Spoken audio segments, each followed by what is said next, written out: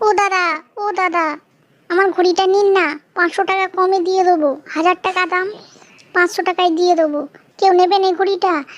ও দাদা, ঘড়ি নেবেন নাকি? ভালো ঘড়ি আছে, আপনার সময় ভালো হয়ে যাবে।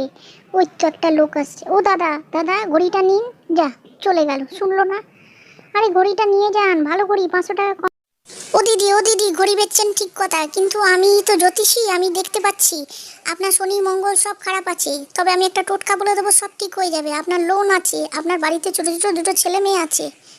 আরে আমার কপাল দেখিয়ে আপনি এত কিছু বলে দিচ্ছেন। নিন, আমি ফোন পেতে আপনাকে 1000 টাকা পাঠিয়ে দিলাম। আপনি আমায় রেমেডি বলে দিন, কি করে লোন শোধ করব। হ্যাঁ, আপনি একদম ঠিক বলেছেন, আমার লোন আছে, আমার বাড়িতে দুটো বাচ্চা আছে, টাকা পয়সার অভাব। নিন, আমি 1000 টাকা পাঠিয়ে দিলাম আপনার ফোনে। আমাকে বলে দিন জ্যোতিষী কি করতে হবে। ব্যাস ব্যাস, টাকাটা দিয়েছেন, আর কোনো অসুবিধা নেই। আমাকে বিকেল 4টের পর ফোন করে দেবেন, এমন রেমেডি বলে দেবো যে আপনার শনি মঙ্গল সব গ্রহ ঠিক হয়ে যাবে। বুঝলেন? আমি চললাম।